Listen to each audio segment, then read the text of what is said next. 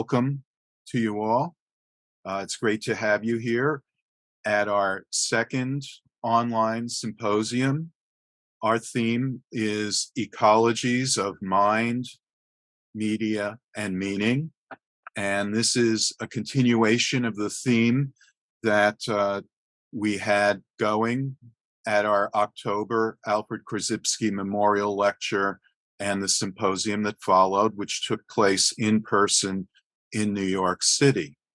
So we're very happy to be able to offer this online symposium for folks who can't ride the subway or otherwise get over to New York in time for that October meeting. But we do want to urge you to come and join us this coming October. This year, it'll be October 27th to 29th for the annual Alfred Korzybski Memorial Lecture and our symposium, which will have a somewhat different theme. That will be announced in the near future. We also do other online events, including an online lecture series, which we already have several of them that we started last year and will continue with them. We'll also have an online course as an introduction to general semantics being run during the summer. In addition to the in-person course that we're offering this June 19th to 21st in New York City, and that's as a run-up to the annual Media Ecology Association convention taking place from June 22nd to 25th. And there's still time to sign up for either or both. And for those of you who are not members of the Institute of General Semantics, we encourage you to become members of the Institute of General Semantics. As members, you're entitled to a number of benefits, one of the main ones being our quarterly journal entitled Etc., a Review of General Semantics, which was launched in 1946 and is edited presently by Tom Gencarelli, who is up there as our host for our online Zoom session. You also get, as along with the other member benefits, you certainly can't get free attendance at the Korzybski lecture, which includes a very nice dinner and the symposium that follows, discounts on our book publishing, and also access to our members-only pages on our website. So do join us, become a part of our mission, which is to make the world a better place by bringing some sanity and some understanding of how we relate to and evaluate our environment through language, through perception, and through media and technology as well. So welcome to you all. We're so glad to have you with us. And as it's 9 o'clock, I'm pleased to introduce the chair of our first session, and that is Eva Berger, who is a trustee of an officer of the Institute of General Semantics, and she's coming to us live from the College of Management and Academic Studies in Tel Aviv, Israel. Take it away, Eva. Hi, thank you, Lance. Good morning to those of you in the United States. Good afternoon in Europe. Good evening in Australia. I'm very happy to chair the first panel of the day titled "The Map is Not the Territory." We have 4 presenters. Their bios are in the program, so I will just introduce each of them by name and the title of their presentation, and you can read more about each of them in their bios. So each presenter has a maximum of 15 minutes. I will let each one of you know by private chat when time is almost up and let you know when you're actually up. If we do things properly, we'll have time for Q&A, at least a short one, at the end of all 4 presentations. So let's move on to our first speaker, Renee Peterson from the Royal Melbourne Institute of Technology in Australia. And the title of her presentation is How Do Celebrities Understand Media as an Environment or an Ecology? Renee? Thanks so much, Eva. I'm just going to share my screen. If you can all just bear with me a second. I am going to go to my presentation and share that with you. So you should just be able to see my presentation there. Can everybody see that? Thumbs up. Yes. Okay. Before I begin, I'd like to acknowledge the Wurundjeri people of the Kulin Nations as the traditional owners of the land on which RMIT University stands, where I conduct my research, and I'd like to pay my respects to elders both past, present and emerging, and to all the traditional owners from where you're watching online today, here in Australia and worldwide. As Eva said, I'm Renee Peterson, and it is an honour to speak again about my research at the Ecologies of Mind, Media and Meaning #2 and Online Symposium. So, how do celebrities understand media as an environment or ecology? Before I discuss my research, I'd like to say hello to my fellow academics and for everyone joining this symposium around the world. If I haven't met you today, I'd like to say g'day and good evening from Melbourne, Australia. I am a radio, television, Australian media personality who's worked in the entertainment industry for the past 2 decades. Lucky enough in the United States, which I loved my time there, London, Dubai, particularly New York City was incredible, and across the globe interviewing the world's biggest celebrities. So because we are short for time, I'm going to play you 60 seconds with me on the red carpet. So let's take a look.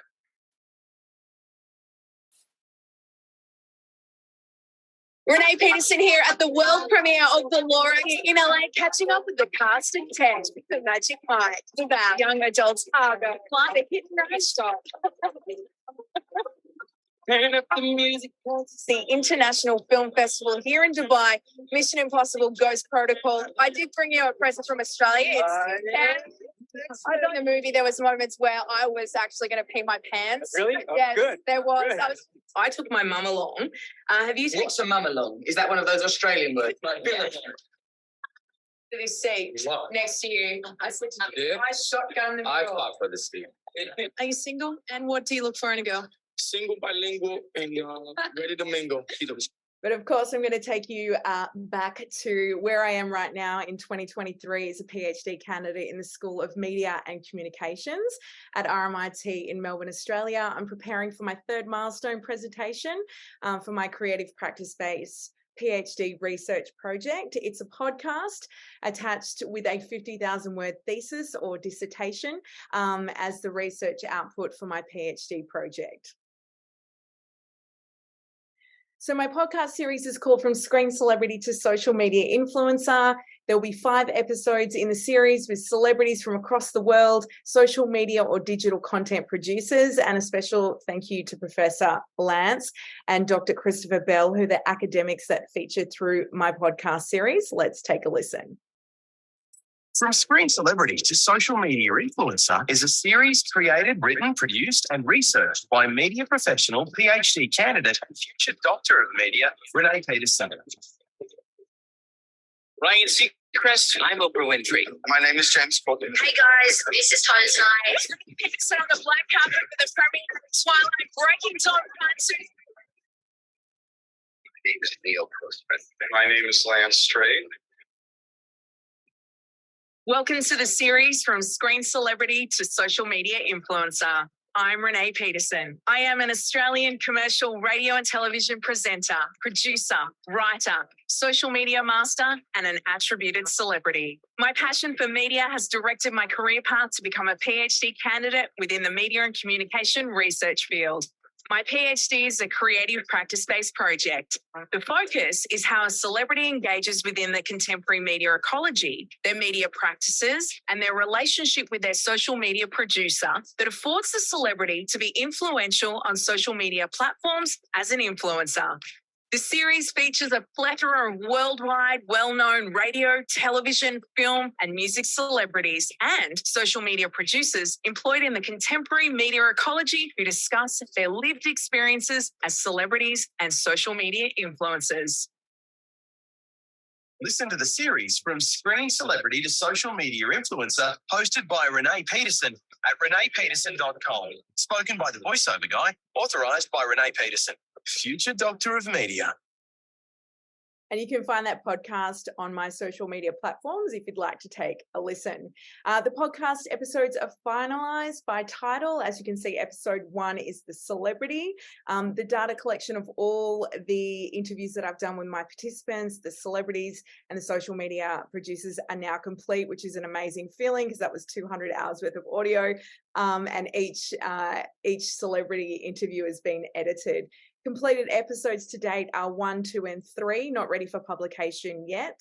Episodes 4 and 5 are ready to be produced. And it was really interesting during this process of creating the podcast series because I found a real shift in my creative practice research coming from a radio personality, producer or writer, or as in the academic landscape, an attributed celebrity, how I've gone from live radio, red carpets and television, shifting into creating a podcast series and the dynamics that sort of take over when creating that, because it gives you time to investigate my research, what the celebrities are saying in alignment with the literature that's already existing. And it gives me, a great insight into what's happening with the celebrities, their responses to their media ecology, how they're navigating their contemporary media ecology as celebrities into social media influencers, and just grasping a really good understanding of the field of media ecology, celebrity, and social media. And coming up, you're going to hear from 2 celebrities.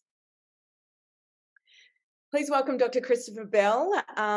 Christopher Bell discusses the 5 types of celebrities: ascribed, attributed, achieved, and celluloid celebrity. 1, 2, 3, 4, 5, and accidental celebrity, I can count.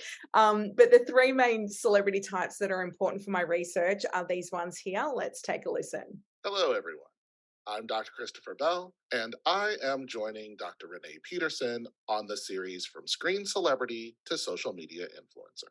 In my book, I write about how attributed celebrity is a sort of concentrated focus with a cultural intermediary, such as a journalist or a publicist or a photographer, a talk show host.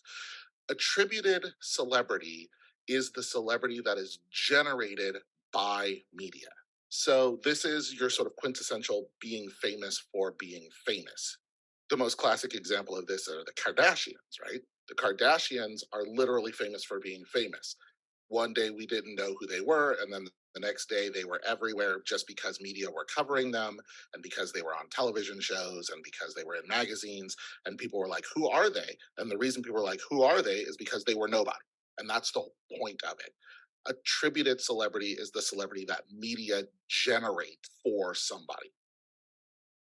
Achieved celebrity is the kind of celebrity we think is the most common. It's the celebrity of actually doing something to be famous. Your name is Prince Rogers Nelson, and you are the most gifted guitar player of all time. That makes you famous.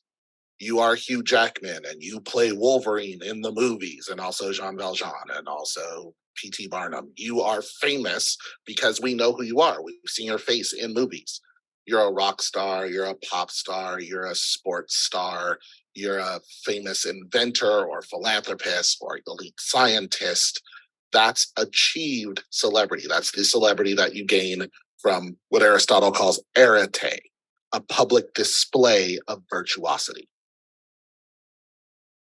The celluloid is a type of celebrity that is an invention of modernity, of the modern world.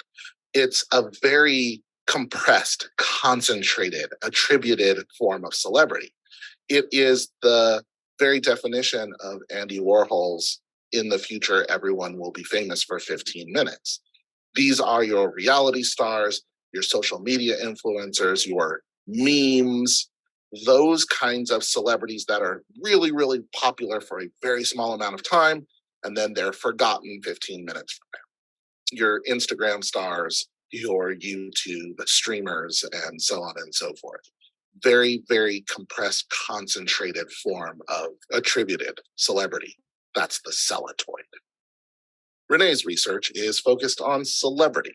Celebrity as discussed by me, Dr. Christopher Bell, in my book, American Idolatry, Celebrity, Commodity, and Reality Television, featuring scholarship in the field of celebrity studies.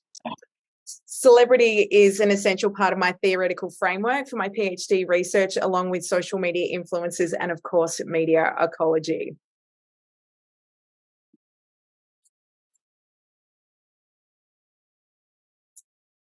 When it comes to media ecology at this stage in my research, I'm listening intently and in depth to the responses that the celebrities that I've been interviewing are talking about how they're navigating their celebrity status using old and new media platforms, particularly social media.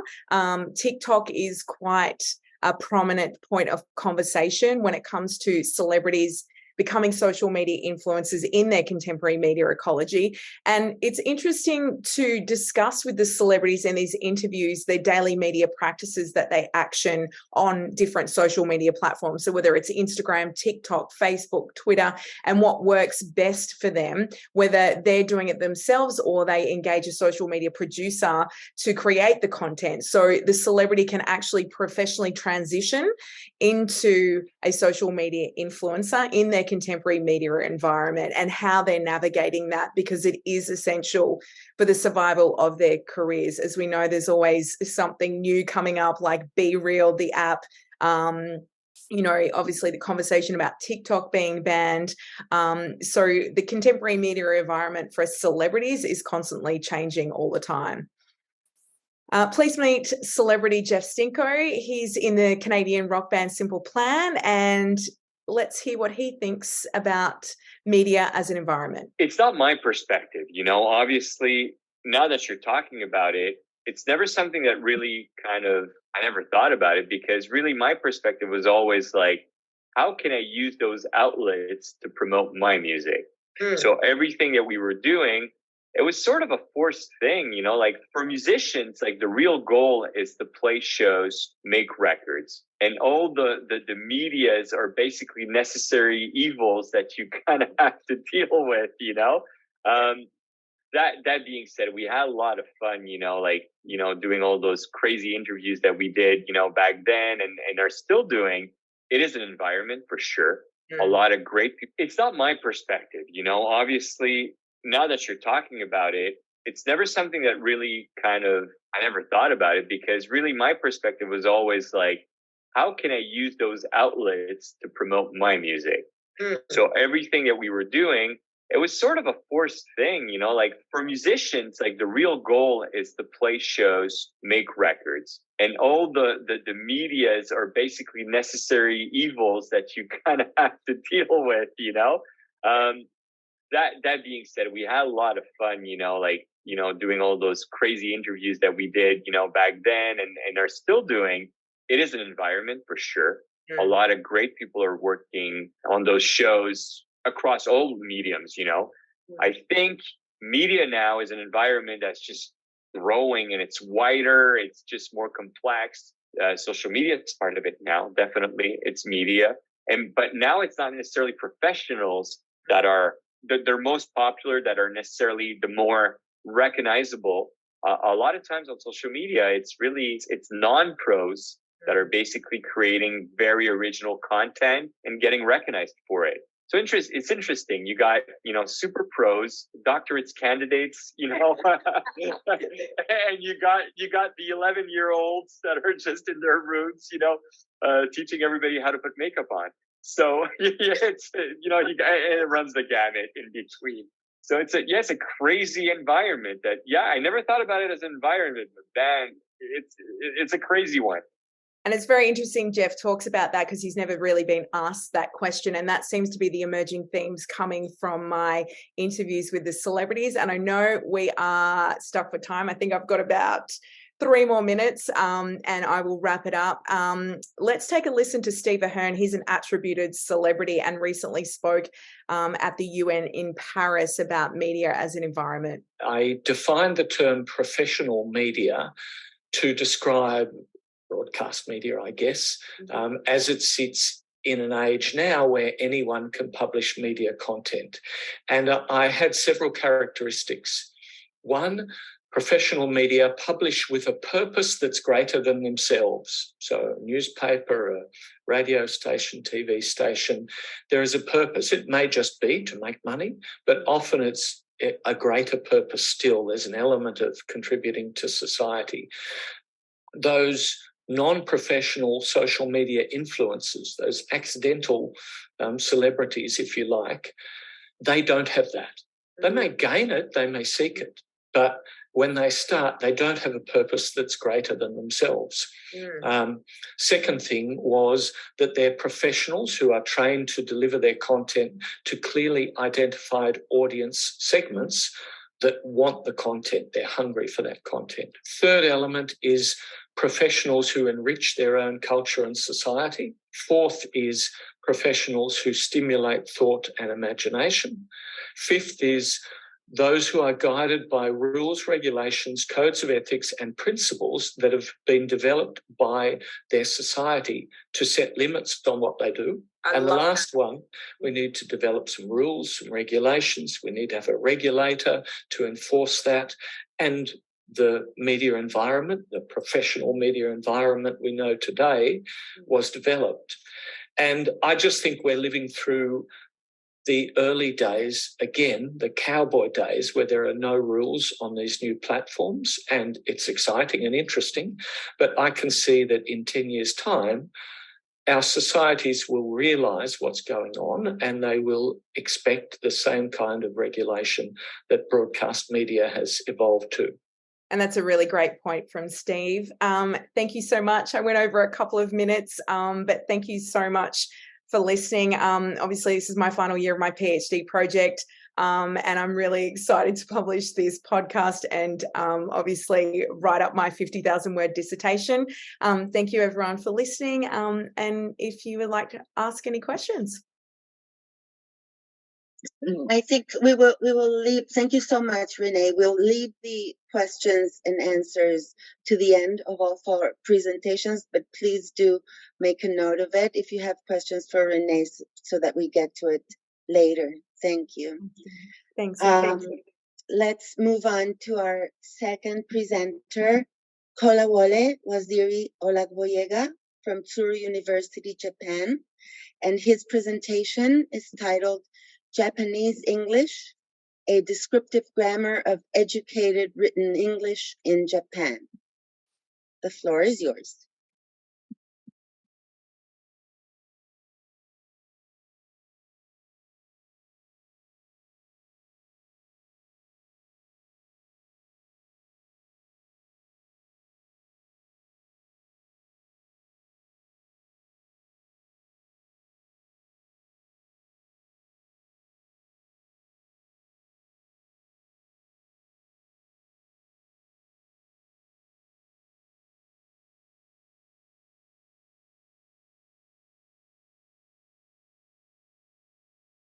I think you need to unmute.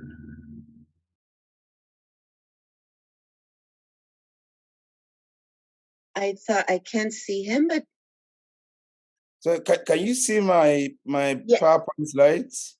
We can see your desktop actually, or at least I can see your desktop, your Outlook mail, not your presentation. Oh, not my presentation. Let's try again. And now? Now we can see it, yeah. Oh, okay. Thank you very much. So good evening from Japan. I'm Kolawole, very new to general semantics, and I'm very happy to be here. My paper tonight is on Japanese English and is the descriptive as opposed to prescriptive grammar of what I term educated written English in Japan. So I'm going to start with the perspective on English in Japan. This is according to Tsuru, 2005. According to Tsuru, the earlier perspectives on what he calls Japanese English primarily focuses on 6 aspects of these varieties, which he listed as historical, functional, formal, attitudinal, pragmatic, and acquisitional. I won't go through this one by one because of the time factor. The 2 examples I've selected are from the pragmatic and attitudinal appropriateness of the use of English in Japan. And these are entitled English as a Lending Source. And again, due to time restrictions, I'm going to just examine one of them. There are 2. The first one is Hardov, and the other one is Pocari Sweat. As a background to those who don't know, Pocari Sweat is a kind of sports drink in Japan, which is very, very popular and which everybody buys, everybody drinks, and I like it myself. However, looking at the name itself, the idea of using body secretion, as in sweat, as an enticing name for a fluid to drink out of a can can be really unpleasant to a lot of people. However, Tsuru actually calls this a creative way of using English language. And quoting from Tsuru, 2005, page 81, it says, the creativity that may be off-putting to native speakers is actually a very creative, productive linguistic process in acculturation of English lexical items in Japan.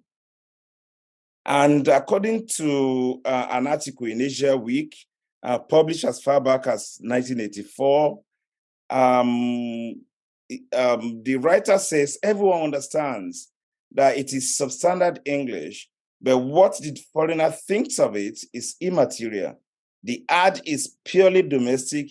It evokes the right images itself. In other words, the Japanese don't necessarily care what the foreigners think about the use of English in Japan. However, for me, as an instructor in Japan, here's the rationale for my research. The tendency which I've seen among researchers on the subject of English in Japan has largely been to provide glossaries of coinages and other lexical modifications and listing of isolated examples, as in Pocari Sweat and other examples, and then present them as the features or characteristics of Japanese English. However, caught helplessly in this controversy, especially in a country such as Japan, where English is mainly acquired through formal education, is the classroom teacher who needs to know what form of English to teach and which reference books to use. To focus exclusively on isolated examples of divergence in the final analysis does not provide the classroom teacher in Japan with a full knowledge of what needs to be highlighted in the classroom, nor the theoretical or descriptive linguist with what needs to be observed and analyzed. So therefore, my study does not select isolated examples of forms, either to corroborate or falsify any position or construct, which has been the general trend of research in the field. Instead, what I've done is to provide a descriptive grammar as opposed to a prescriptive one of aspects of educated written English in Japan, on which those concerned with teaching English in Japan, particularly at junior high, high school, and university levels, can draw. The The structure of the research itself is divided into 8 chapters. English in Japan, structure of the noun phrase, structure of the verb phrase, prepositional phrases, multi-word verbs, concord, order of premodifiers, and educated written English in Japan.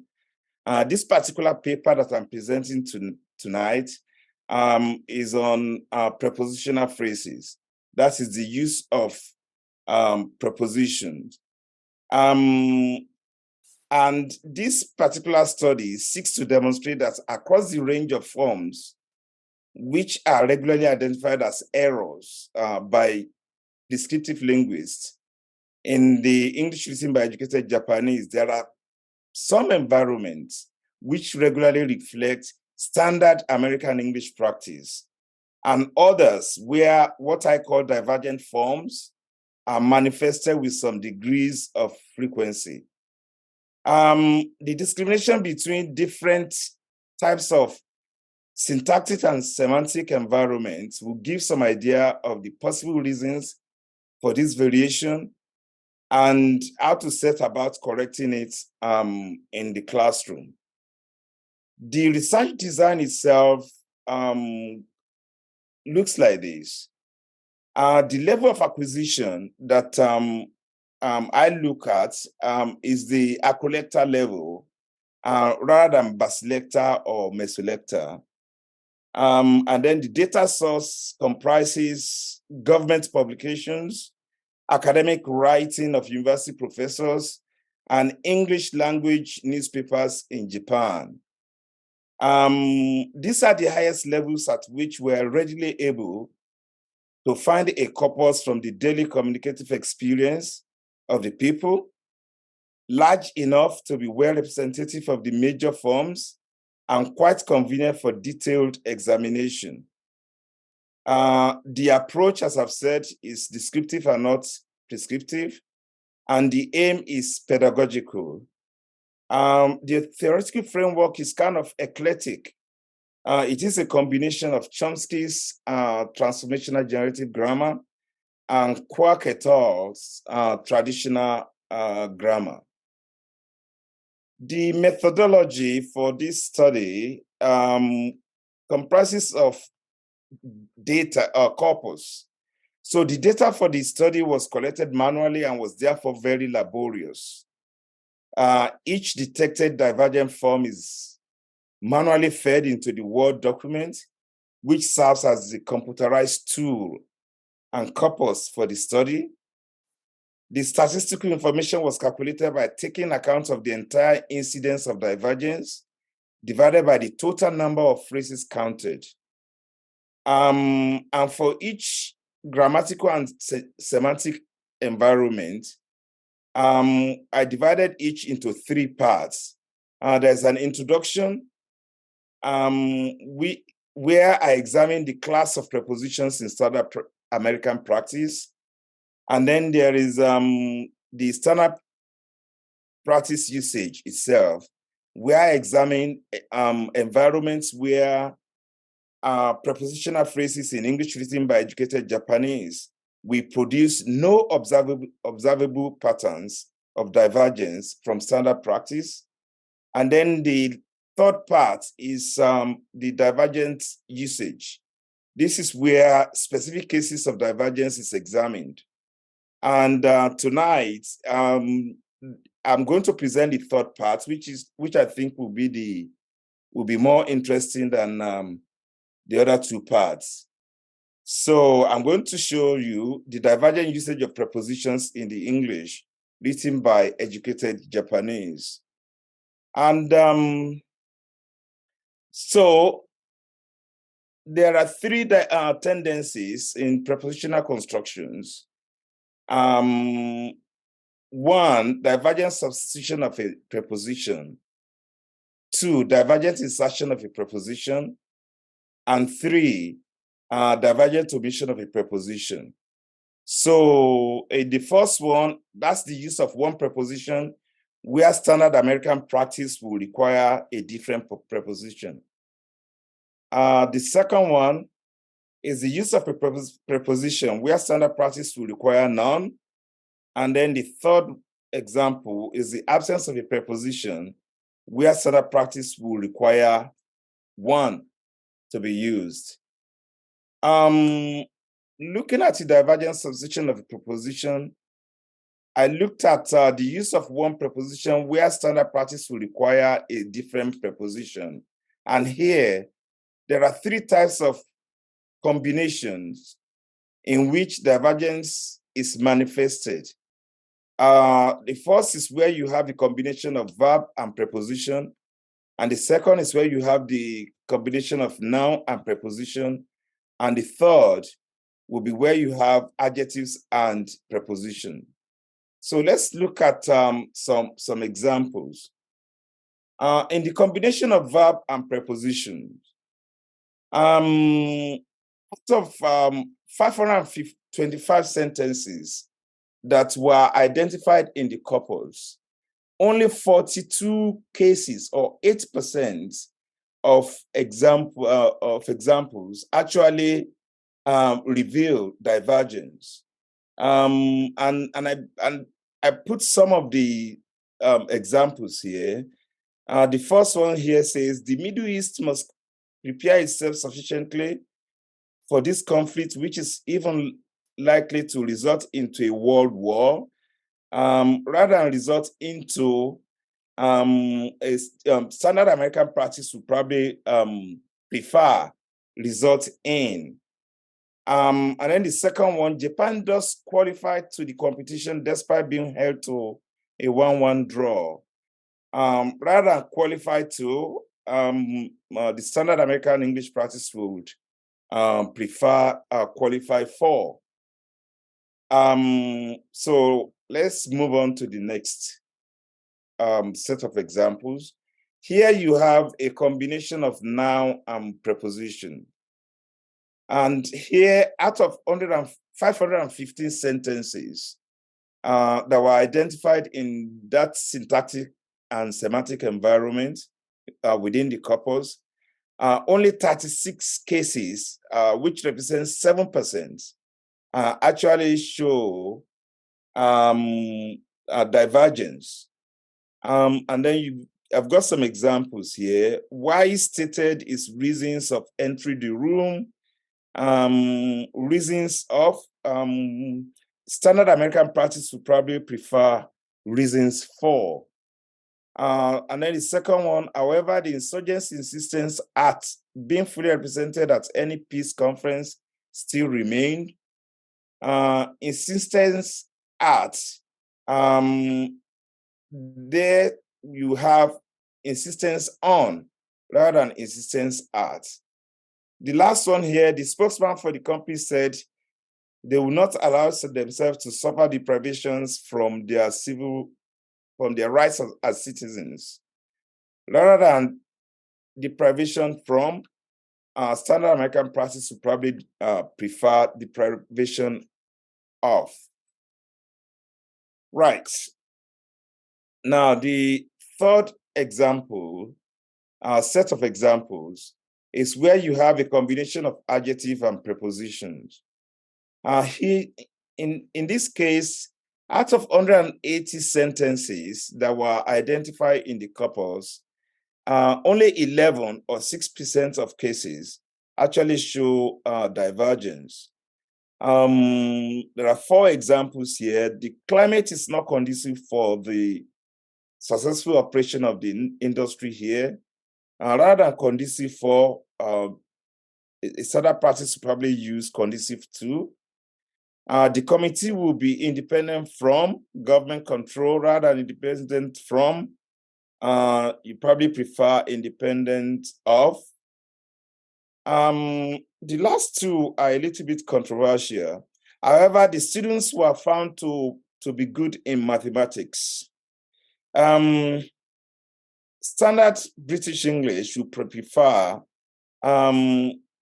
good at rather than good in. However, I've also seen many other texts in which good in were written and they were regarded as being acceptable. Same with the last example. The government was sympathetic with the workers' request. Standard British English or American English would probably prefer sympathetic too. Again, with this example, I've also seen other texts in which sympathetic with will be acceptable as well. So I think this is I'm so sorry to interrupt you. I've sent you a few messages by chat. Please take 2 more minutes, okay?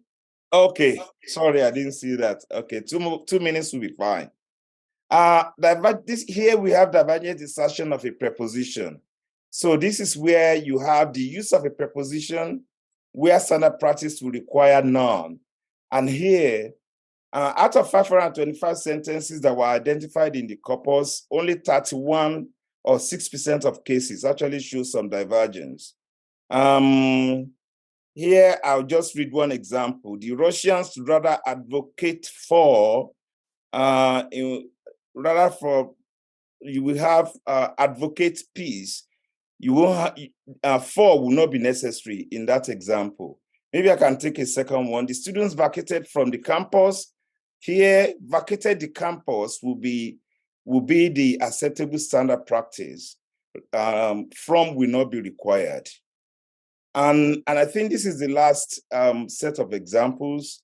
You have the divergent omission of a preposition. Here you have the absence of a preposition where standard American practice or standard British English practice will require one. And out of 450 sentences that were identified in the corpus, only 18 or 4% of cases actually show divergence. First example says, the court presided by X found them guilty after a 4-month trial. Instead of presided by, to be presided over. The second one, do you still wish to side your daughter in this matter? Do you still wish to side by your daughter in this matter? And so on and so forth. So you can see the other examples and the divergence there from standard British or standard American English. Oh, that is it. So that is the end of my presentation. Thank you very much. Thank you so much. That was interesting.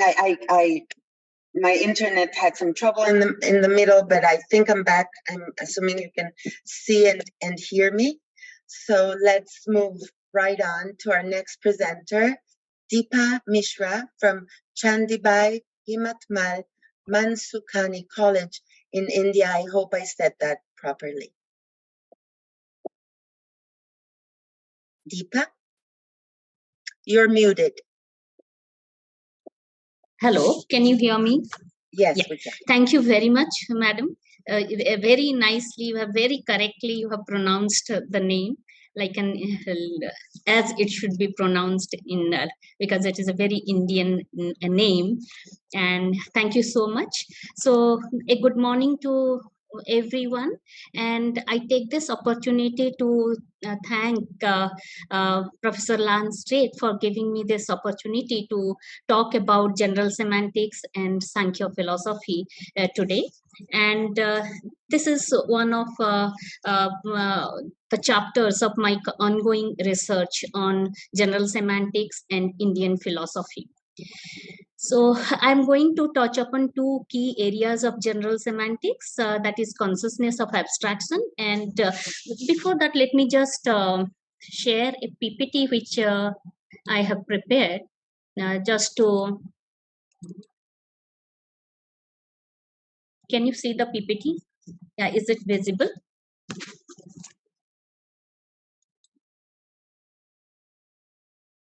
Yes, we can now.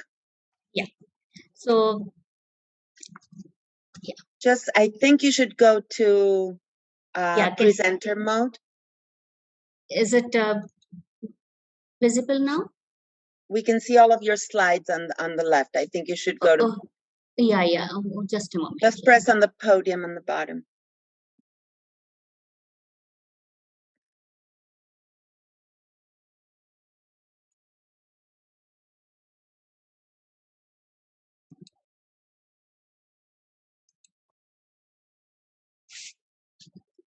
Is it okay now? Yeah. It's okay. We can see it. Yeah. Yeah. So I'm going to touch upon two key areas of general semantics, that is consciousness of abstraction and silence on the objective level. And from Samkhya philosophy, I'm going to talk about the theory of causation, Purusha and Prakriti, that is the two realities, and the three gunas or the attributes, and the theory of evolution. And let me start with general semantics. With general semantics, Korzybski himself has admitted that to contemplate inwardly on non-verbal level is not easy to attain. Rigorous training is required to reach that objective level, and he makes his purpose very clear while writing Manhood of Humanity. He says, it has not been written with indifference to that great, perhaps the greatest urge of the human heart, the craving for spiritual truth, our yearning for the higher potentialities of that which we call mind, soul, and spirit. But it has been written with the deep desire to find the source of these qualities. So different systems may differ in the precise definition of these qualities. There could be profound disagreement in the principles and the suggested methodologies to either reach or pursue the path of reaching the mind, soul, and spirit. Yet at a higher level, the basic intent of all philosophical systems is the same: how to supersede the illusion or the deception that has trapped us in our day-to-day lives. General semantics is no different. It also goes through the same process of analysis, disillusionment, and search for a solution, and finally, it arrives at a remedial framework. However, there is a fundamental difference here. It examines the basic material construct of a human being, more precisely the miracle of our nervous system. It dives deeper to arrive at the cause of all illusions and deception that dominates our mind. And finally, it figures out a scientific way of reaching the goal of harmony that is constantly eluding us. And Alfred Korzybski calls this sanity. Korzybski believed in the potential of human being when he said we should avoid mistake of assuming that the average man or a moron does not think. His nervous system works continually, as does that of a genius. The difference consists in that its working is not productive or efficient. Proper training and understanding of the semantic mechanism must add to efficiency and productiveness. Hence, he suggested the structural differential model, which is based on consciousness of abstraction. He says, when we reach the silent, unspeakable level, we may experience something which is radically different from what we have experienced so far. Let me stop here and tell you what exactly I am attempting to do.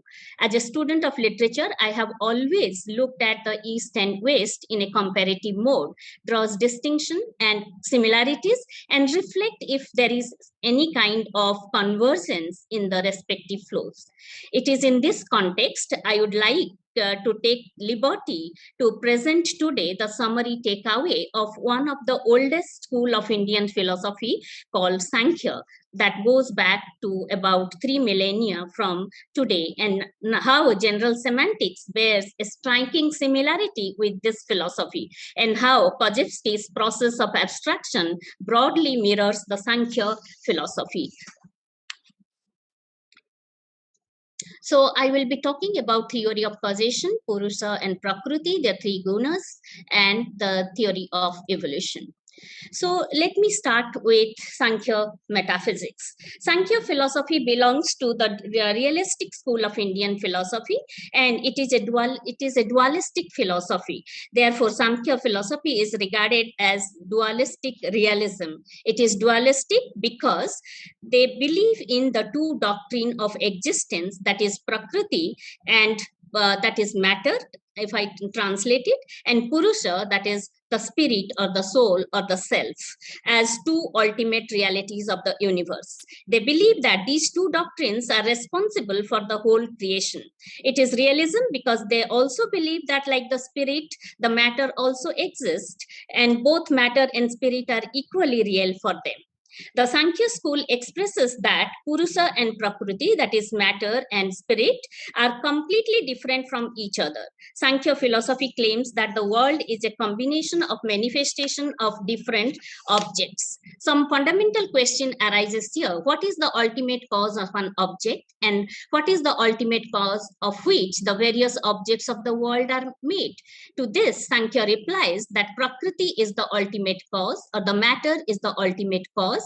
It is regarded as the first cause. Without Prakriti, nothing can be created. It is observed that every effect must have a cause. So cause and effect are two inseparable components, stands for all sorts of creation in the universe. Hence, all objects of the world are bounded with the cause and effect relation. This is known as Satkaryavada, or the theory of causation in Samkhya philosophy, which means that the effect exists in its material cause prior to its manifestation. Samkhya's argument about the theory of causation is that the effect is implicitly present in the material cause. For example, curd was existing in the milk before it comes into existence. Hence, the effect is not a real beginning or a new creation. Another school of Indian philosophy called Nyaya school refutes this view and argues that the effect is a new creation and cause and effect are absolutely different. They maintain that the effect is in no circumstance be identical with the material cause. For example, when the milk is formed into curd, the milk does not exist anymore. So milk is not the inherent cause of curd. Milk is only the instrumental cause of for the Nyaya school.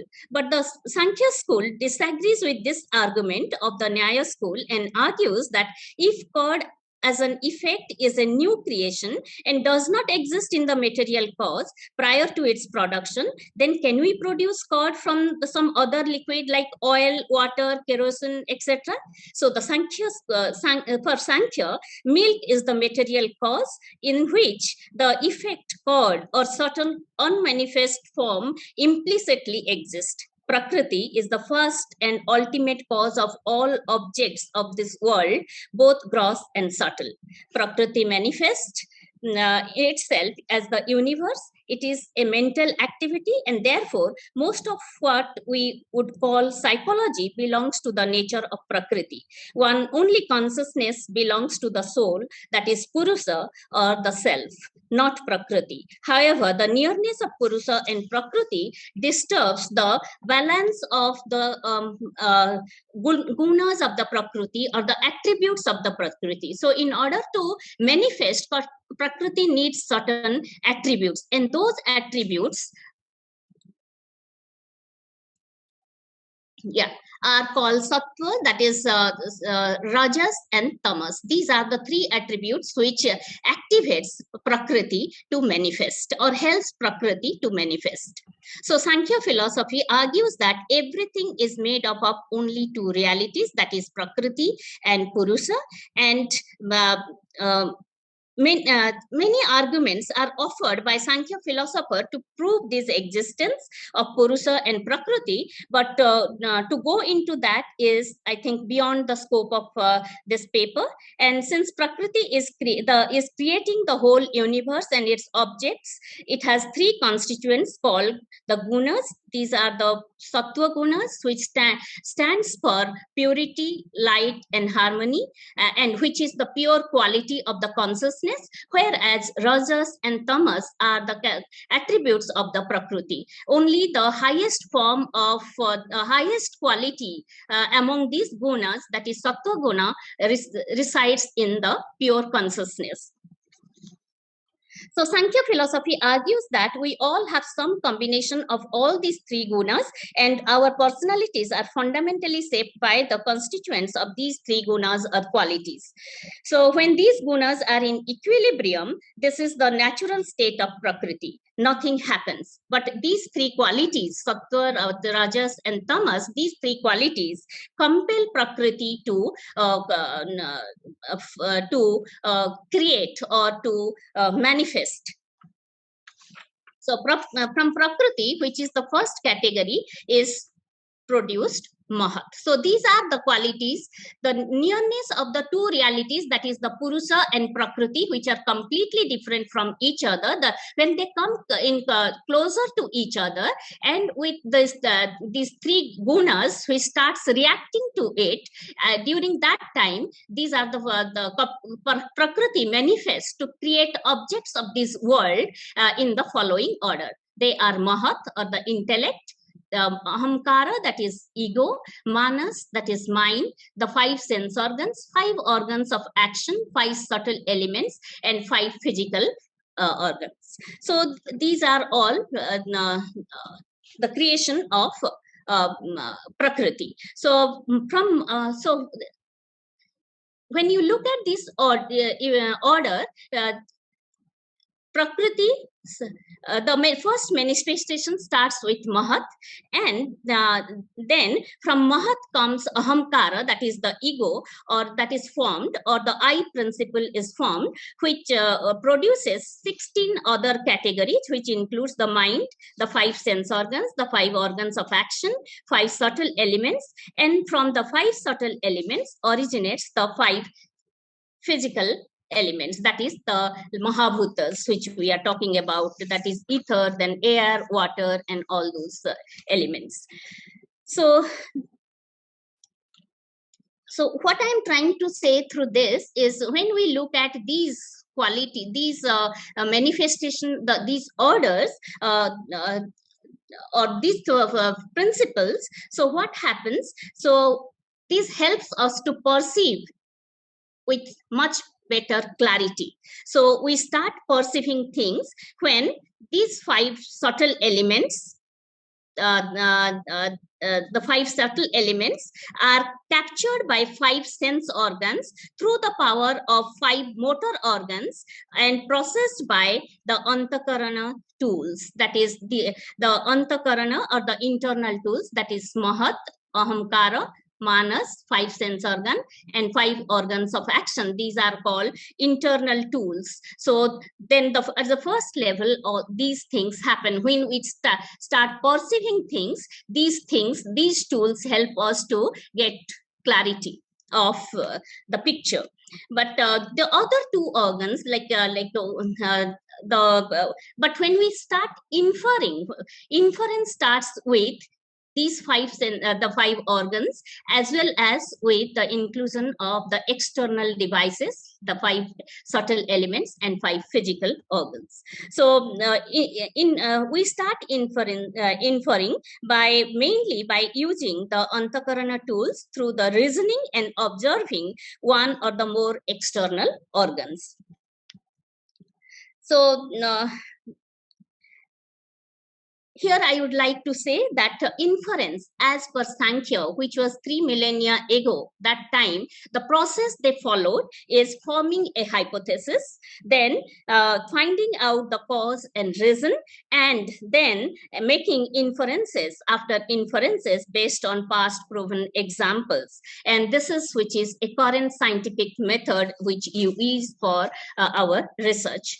So I would conclude with that. So both general semantics and Samkhya philosophy believes that the true knowledge reside at the silent level, and both believe that the perception and inferences are important source of knowledge. And Samkhya has very clearly shown us how perception and inferences can be achieved, though both of them suggest quite similar methodology to arrive at the silent unspeakable level. Samkhya suggests a more rigorous practice for achieving the true perception and inferences. In general semantics, if we can take into consideration some elements suggested by Samkhya philosophy, then it will make the structural differential model more productive and efficient. So here I would like to say that Samkhya philosophy also is a victim of the same language problem which Korzybski is talking about. Perhaps Sage Kapila was aware of the limitations of the language. Therefore, he chose to write his philosophy not in prosaic form but through verses. So through 72 verses he has propounded his entire philosophy. So perhaps he thought of using visual images, symbols and other forms in order to articulate his philosophy. So it is difficult to explain the concept of Purusa and Prakriti in verbal terms.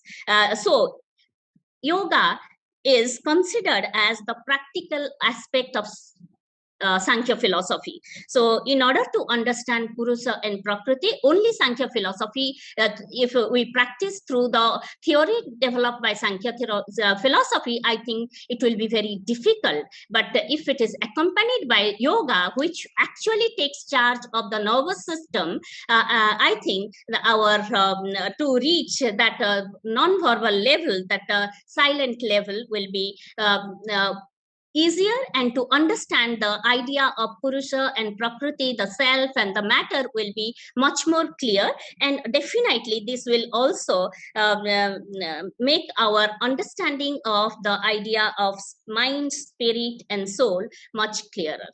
Thank you so much. And here I would like to show the difference where the Samkhya theory of evolution is illustrated here in this picture, and which is very similar, only Samkhya suggested few more the layers at the level of perception and inferences. This is what is the Samkhya idea of the metaphysical schema of Samkhya, and this is what Korzybski structural differential model. So this Samkhya philosophy concept will help here in these processes. Thank you so much. Yeah. Thank you very much, Deepa. Thank you so much.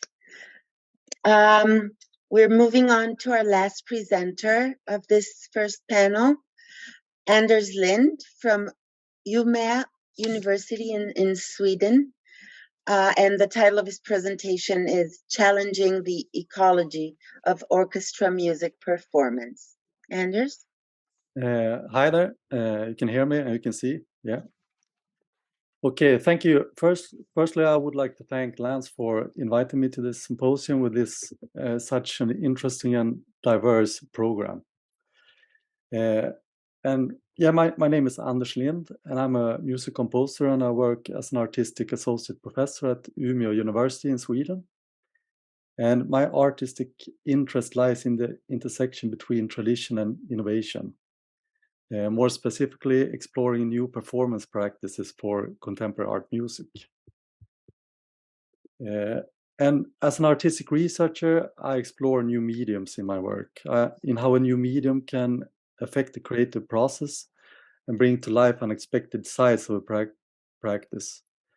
I'm interested in new mediums' ability to create a reaction in the artistic activity, which may help us define the content of a tradition and even make way for the development of new traditions, practices, and of course, to shape the artistic expression generated. So in this presentation, I will focus on a mobile phone orchestra concept entitled mobilephoneorchestra.com, which I have developed in collaboration with a programmer and a graphic designer. Moreover, I will talk about a little bit about how a media ecology perspective have helped us in this development processes of these new music performance technologies. The ambition with this mobile phone orchestra, in short MPO, was to develop a performance concept for large-scale concert hall performances of fixed polyphonic contemporary art music. It's a kind of philharmonic orchestra for electronic sounds that embraces Generation Zs as performers and uses smartphones as instruments. And the concept is developed for use in performances together with professional orchestras, ensembles, and soloists. Three main criteria were set up to fulfill the ambitions of the platform: easy access, mobile, and artistically rewarding. Easy access here refers to being user-friendly to Gen Zs, regardless of their musical backgrounds. And the mobile criteria refers to enabling use in a wide range of areas and spaces. However, the main challenge here was to develop a platform that could both facilitate flexible, artistically rewarding output and be easy accessed and mobile, embracing Gen Zs as performers. And in this context, by artistically rewarding, the ambition has been to provide both a high-end and flexible electronic artistic expression for the audience, as well as a rewarding experience for the participators of this mobile phone orchestra. Indeed, there are several examples of smartphone orchestra models developed within the NIME community, new interfaces for musical expressions, as for instance the Stanford Mobile Phone Orchestra. However, this model is novel since it aims for both supporting active participation and direct contribution of the generated sounds, having Gen Zs as performers, as well as it aims for generating meaningful artistic expressions of electronic sounds suited for concert hall performances together with professional musicians. Consequently, this MPO challenges a number of conventional norms for a music performance. Here we have 20 to 100 Gen Zs as active musicians. They use the smartphone as musical instrument mediums. They perform polyphonic electronic sounds. They play together with professional musicians who uses their traditional instruments. And such changes in norms for a performance require new types of instrument mediums, new approaches for mediums to provide notation, and new ways of conducting. So now I will present the central mediums in this MPO concept and how we have dealt with the challenges related to these in the development processes. And firstly, the instrument medium is, of course, of central importance for this MPO. And the development of the instrument medium has undergone several iterations, which has included several experiments and workshops and performances. And from a media ecology perspective, the instrument mediums for the MPO may here be seen as a remediation, to use Polter and Grusin's terminology, of the smartphone interface and an electronic sampler instrument. The smartphone interface was deemed as appropriate to provide easy access and mobility for the instrument due to their user-friendly touchscreen interface, embedded high-capacity components, and wide diffusion among the target group. We even argue that Gen Zs in this context may be better suited for handling a smartphone music instrument than a professional musician.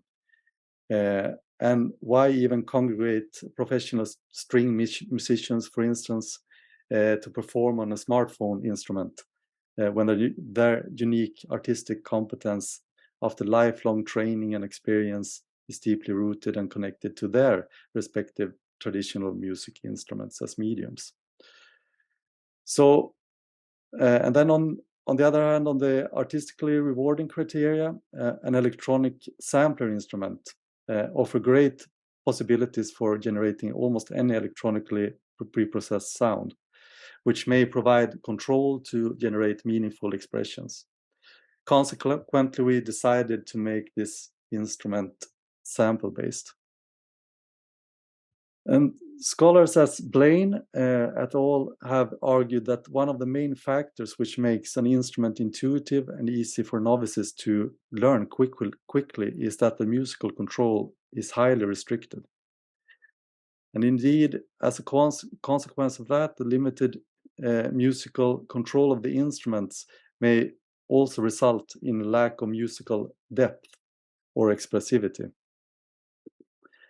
To use McLuhan's vocabulary, easy access may here be seen as an extension of the medium, which on the other hand result in amputating the musical control. So here we, to still have possibilities to provide a diverse artistic expressions, we decided to develop three different interfaces for the platform. And each interface was designed to have limited control options, but to still provide for a constrained but specific artistic expression. So here we can see three graphic interfaces for the touch screen of the smartphones. The first one is for percussive sounds. Performers press the colored fields to trigger sounds. And then the second is for sustained sounds with the ability to variate dynamics and amplitude. And the third is for sustained sounds enabling variating dynamics or amplitude and pitch of the sounds. And for us to facilitate more options to generate several diverse artistic expressions, each participant in the MPO has the ability to switch between several instruments, which could hold different samples during a performance. But still, while Gen Zs may be an appropriate target group for these smartphone instruments, the main challenge was still how to provide performance instructions and conduct a performance, aiming a target group who are untrained of interpreting the traditional score and conductor within the orchestra ecology. So to address such challenges, we explored possibilities for creating animated notation designed for the MPO. And this process also went through several iterations. Researcher Kat Hope defines animated notation as a predominantly graphic music notation that engages the dynamic characteristics of screen media. And the animated notation we use now is designed as moving graphics presented on a screen to show performance instructions for 6 individual parts and conduct the MPO through a performance. You can see it here on the upper right side of the picture. Here the animated notation is both a score and a conductor medium for the MPO. The performance instructions includes both which instruments are to be used at certain times and how and when they are to be performed. From a media ecology perspective, this animated notation could be seen as a remediation between a video game and a musical score. And we argue that one of the key aspects to make the animated notation here easy access was to embed the notion of video games, such as SingStar and Guitar Hero, to the appearance, which we argue that many Gen Zs have relations to. And the key, on the other hand, the key to enable providing meaningful artistic expressions is due to the animated notation could show performance instructions up to 6 individual parts, which makes it possible for the MPO to generate polyphonic musical textures. Once again, to use the McLuhan's vocabulary, the animated notation provides an extension related to the traditional score and conductor due to its easy access for Gen Z's performers, regardless of their musical backgrounds. But of course, it also provides some amputations related to the traditional score and conductor, which mainly here have shown to be limitations of providing rhythmical materials based on a common beat. Several compositions have been performed since the development of this MPO concept, including music for sinfonietta, string orchestra, soloists, and chamber ensemble and mobile phone orchestra, together with mobile phone orchestra. A recording has also been released on European Gramophone, which is, as we speak, available on different streaming platforms. But I think I will stop there. So I would like to end this presentation by showing a short video clip from a rehearsal. It's like I can just have it 1 minute or something. of a composition for string orchestra and mobile phone orchestra. And we will hear a bit, the MPO is performing slow polyphonic melodies arranged in 6 individual parts. And later on, they perform some accents and some granular textures together with the orchestra. Okay, wait 2 seconds.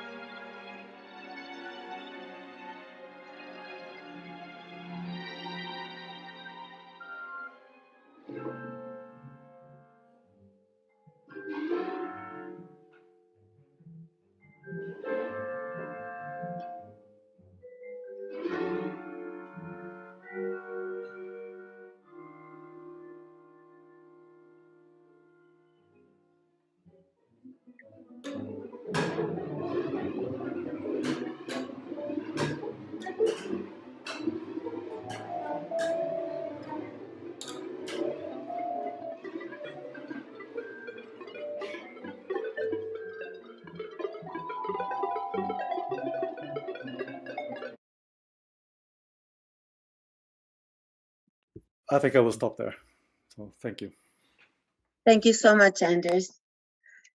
Thank you very much to all our 4 presenters. I thought was fascinating, and I think we can have a few minutes for Q&A. If you have questions, just raise either your real hand or your little cartoon hand so that I can see you. And if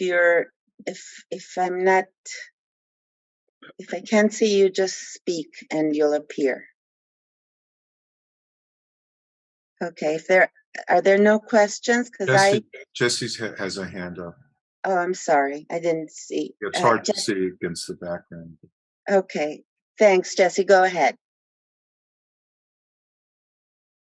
Yeah, and I'll not pronounce the name as well as Lance did. Deepa Mishra. The philosophy that you talked about gives equal weight to spirit and matter, and I'm wondering if it gives equal weight to external causation or mutual causation. In most living forms, causation is find and connect, not push or pull. It's a combination of an opportunity and a curiosity or interest. So that's what we do all the time. You know, we're running around finding and connecting with things, and so do birds and bugs, so forth. So where would that fall in Indian ideas of causation? Yeah. So the idea of causation, which here it is talking about, it comes from the Samkhya Karika. But India has 6 different philosophical school, and Samkhya philosophy is the foundational philosophy. It is considered to. be the foundational philosophy. And the theory of causation, which they believe in, that every effect is found in the cause. That is what is the belief of Samkhya philosophy, which I feel that yes, there are if you agree with this, that is the assumptions which on which the entire philosophy is based on, then it shows about the predictability of language. So which Kozewski is talking about, language can be predictable with proper use of language. And I think the theory of causation is very important so far as the predictability of language is concerned. But I am not right now, I'm not in a position to clarify exactly, give examples of it, but this is what is my belief in the theory of causation. Thank you, Deepa. I see Miai Wang, you have your hand up. And I see you, Tom, you're next. Okay, thank you for giving me the chance. And today is my first time to attend this seminar, and it's very interesting, and I enjoyed all of the presenting. So yeah, thank you for all, and I appreciate all your efforts to make the interesting topic and discussion and the research. And I want to ask some question to Renee Peterson, because I like your topic. And SNS is very powerful and influential, and especially the celebrity. I'm not a celebrity, but because I like your topic, because as I understand, celebrity has a good aspect, but also it has very side effect and negative influence also. And I want to ask about how can the celebrity make more positive influence that out of the kind of commercial motivation or just visual influencer. So that is my question. And also I want to ask what is the real celebrity, because there are different types of kinds of like political influencer or the knowledgeable or academic influencer. There are many influencers, so celebrity can include all of these kind of influencer people, or the celebrity only focus on kind of very popular person. That is my question. Well, nice to meet you and welcome. Thank you so much for the question. When it comes to my research, I'm looking at the 5 types of celebrities defined by Christopher Bell. And I'm looking at celebrities who are professional in their field. So, for example, an attributed celebrity, which is a journalist, which is my career of 20 years in the media industry. I'm looking at how a celebrity who is identified by Bell as a celebrity who is talented in their field, or an achieved celebrity, somebody who's a pop star or a rock star, say like, Justin Bieber or Britney Spears, or, maybe Mick Jagger from the Rolling Stones, and how they have carved their careers as professional celebrities, and then taking what they've done, where they've come from. So whether they the celebrity world that they're sitting in is, in radio and television, is it in print, and how they're navigating the contemporary media ecology for that celebrity in their field as a social media influencer. And throughout my interviews with my celebrity participants, the conversation of how important it is for them as celebrities who are paid to do a job, their profile as a social media influencer on a really positive light is really important to them. It's important to them for their fans, their audience, for the way that they're perceived. So they're constantly looking at how they're navigating their contemporary media ecology as a celebrity, and the content they're creating or what they're producing, and how that's being positive to an audience. And that comes up quite a bit in my podcast series with a lot of celebrities. So does that answer your question? Yeah, thank you. I understand more. Thank you. Thank you so much. Tom, I think we have time for one more, but let's make it a quick one. Well, my question's quick. I don't know if the answer is, this is to Anders. As I watch the video, and maybe you explained this, but I'm watching the phone players read the score on the screen. How did you create the score that's on the screen? The score is created. I don't know if you're familiar with Max MSP. No. No, it's a sort of visual programming language for music and art and sound art, and a lot of you can do a lot of real-time application with it, and so it's basically I record MIDI sequences, and they are transformed into graphics that are making the movements and deciding what they are supposed to play. So in this case, it was a pre-recorded video, all the notation. But I'm going to Boston in 2 weeks and making a performance where I actually will perform the notation in real time for the mobile phone orchestra, and having them perform together with a solo bass player. So that will be interesting, sort of improvisation concert. Totally cool. Answer. Thanks. Yeah, thank you. Thank you so much. I don't expect an answer, but I thought I'd throw this question just to finish off. This would be for Anders, and maybe we can talk about it some other time.